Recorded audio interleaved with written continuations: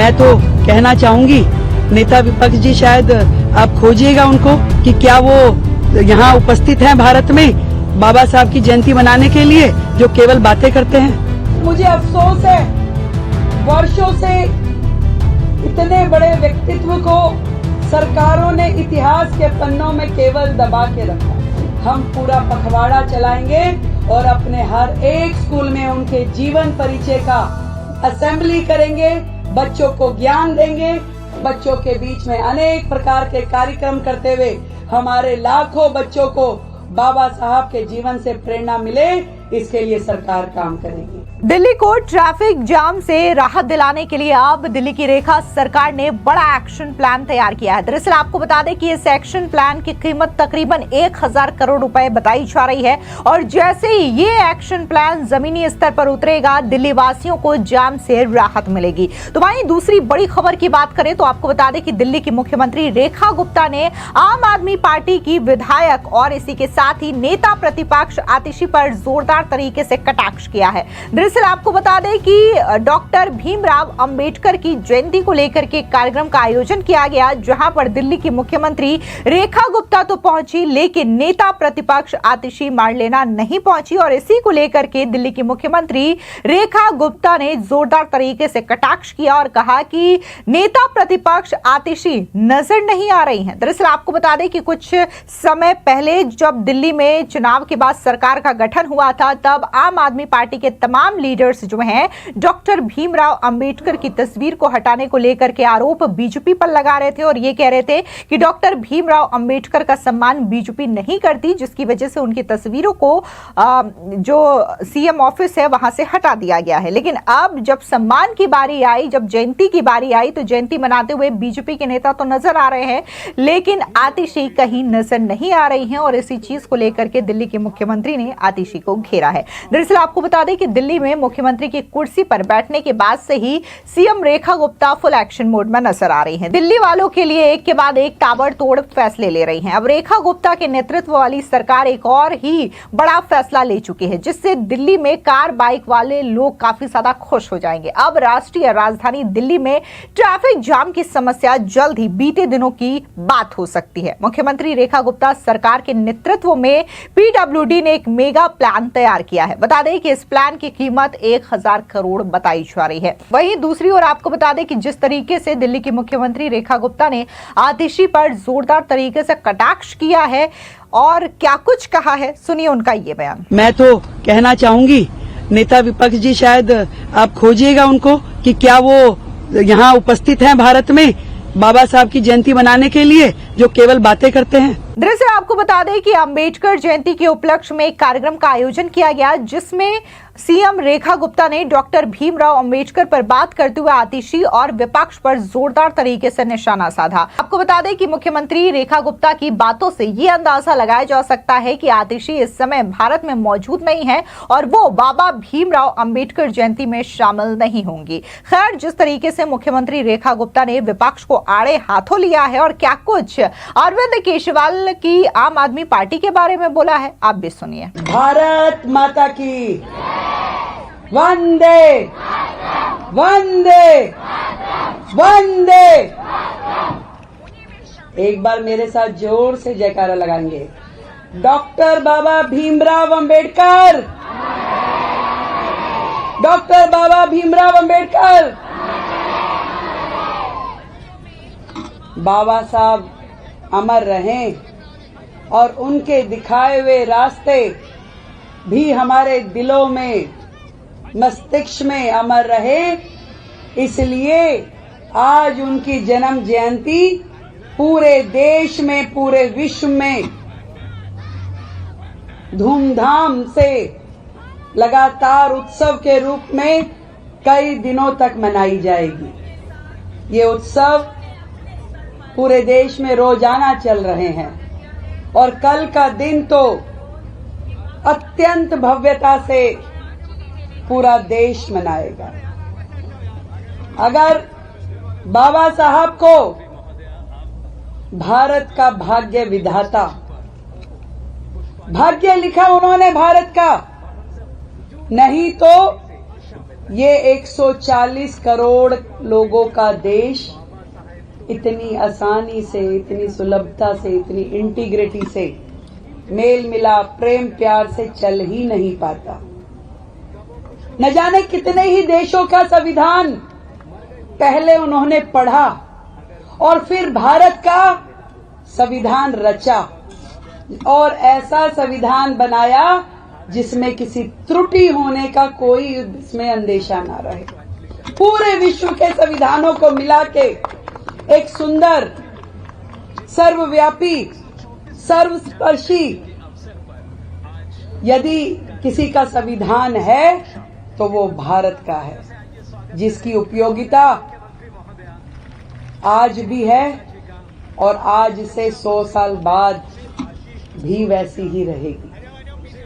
हम सौभाग्यशाली हैं, नहीं तो कोई कसर नहीं छोड़ी थी भारत के आक्रांताओं ने भारत को लूटने के लिए या यहां रूढ़िवादी बनाने के लिए। किस तरीके से समाज गर्त में जा रहा था। ये छोटे छोटे बच्चे क्या समझेंगे जाति प्रथा, समाज की कुरीतियां, परंतु उन्होंने जो किया, एक एक विषय को स्पर्श करते हुए देश कैसे आगे बढ़े, हर नागरिक के अधिकार से लेके कर्तव्यों का वर्णन। और मुझे अफसोस है, वर्षों से इतने बड़े व्यक्तित्व को सरकारों ने इतिहास के पन्नों में केवल दबा के रखा। आज भी राजनीतिक पार्टियां, मैं देखती हूं, केवल उनके नाम से राजनीति करती हैं और किसी विशेष वर्ग को ये दिखाती कि देखिए हम आपके साथ खड़े। बाबा साहब किसी एक जाति या वर्ग के नेता नहीं थे, वो महानायक थे और वो पूरे देश के हर एक व्यक्ति के, हर एक यहाँ के जन सामान्य के महानायक होने के नाते आज मैं उस पुण्य आत्मा को प्रणाम करती हूँ। वो हम सब के नेता थे। उन्होंने जो किया देश के लिए, हम सब के लिए, उसे कोई भुला नहीं सकता। पहली बार देश के प्रधानमंत्री मोदी जी ने अपने कार्यकाल में उनको जो सम्मान दिया, पूरे भारतवर्ष में उनके जो पंच तीर्थ बनाए, बाबा साहब की जयंती पे छुट्टी होना, उस दिन ड्राई डे होना, ये सब देश को एक संदेश देने के लिए किया गया। और न जाने उस शख्सियत के लिए, उनको स्मरण करने के लिए हम सबको भी रोजाना एक कोई नया अच्छा काम अपने समाज के लिए, अपने देश के लिए, मातृभूमि के लिए करना चाहिए। बाबा साहब को अपने दिलों में यदि जीवित रखना है तो हमारे कर्म भी वैसे होने चाहिए। और मैं ये विश्वास दिलाती हूं, दिल्ली सरकार बाबा साहब का जीवन जीवंत करेगी और उनके आदर्शों पे, उनके नियमों पे, उनके समानता के मार्गदर्शन पे काम करेगी और दिल्ली में रहने वाले हर एक व्यक्ति को उनके अधिकार मिले, ये कर्तव्य सरकार का है और उस पे काम करेंगे। सबको समान शिक्षा का अधिकार मिलेगा, सबको स्वास्थ्य का पूरा लाभ मिलेगा। पूरी दिल्ली प्रगति करेगी, देश के साथ ताल में ताल मिलाते हुए बाबा साहब के दिखाए हुए रास्ते पे हम चलने वाले। बाबा साहब को हम केवल बोलेंगे नहीं, बाबा साहब को हम जिएंगे अपने हर कर्म के साथ। हम अपने हर एक्शन में बाबा साहब को जिएंगे। और आज उनकी जयंती पे मैं यही कहना चाहती हूँ, समाज इस महानायक को केवल पलकों पे नहीं, अपने जीवन का आदर्श मान करके, ये आने वाली जनरेशन, इन्हें मालूम हो कि बाबा साहब ने हमारे देश के लिए, हर देशवासी के लिए क्या किया। हम पूरा पखवाड़ा चलाएंगे और अपने हर एक स्कूल में उनके जीवन परिचय का असेंबली करेंगे, बच्चों को ज्ञान देंगे, उनके जीवन के ऊपर वहां पे लेक्चर होंगे और बच्चों के बीच में अनेक प्रकार के कार्यक्रम करते हुए हमारे लाखों बच्चों को बाबा साहब के जीवन से प्रेरणा मिले, इसके लिए सरकार काम करेगी। मैं आज यहाँ उपस्थित हमारे मंत्री रविंदर इंदिरा सिंह जी, हमारे मंत्री आशीष सूद जी, हमारी नीलम जी, रवि धैया जी, आदरणीय महेश जी, पी कावे जी और सभी हमारे अधिकारीगण, मीडिया के बंधु और प्यारे बच्चे, इन सबको बधाई देती हूँ। बाबा साहब नहीं होते तो भारत भारत नहीं होता, इसलिए आज उनकी जयंती पे उनको कोटि कोटि नमन और कोटि कोटि प्रणाम। जय हिंद, जय भारत। वहीं दूसरी तरफ दिल्ली से ट्रैफिक जाम की समस्या की मुक्ति की बात करें तो आपको बता दें कि इस महत्वाकांक्षी परियोजना का नेतृत्व पीडब्ल्यूडी मंत्री परवेश वर्मा कर रहे हैं। इस योजना का मकसद शहर की यातायात व्यवस्था को आधुनिक और सुगम बनाना है। इस योजना के अंतर्गत साउथ दिल्ली से लेकर के नॉर्थ वेस्ट दिल्ली तक कई नए इंफ्रास्ट्रक्चर प्रोजेक्ट शुरू किए जाएंगे, जिसमें फ्लाईओवर, अंडरपास और मौजूदा संरचनाओं का विस्तार शामिल है। बता दें कि साउथ दिल्ली के चीनी से लाडो सराय तक एक नया फ्लाईओवर बनाया जाएगा। ये क्षेत्र अक्सर भारी ट्रैफिक जाम से प्रभावित रहता है, जिससे दैनिक यात्रियों को काफी ज्यादा परेशानी होती है।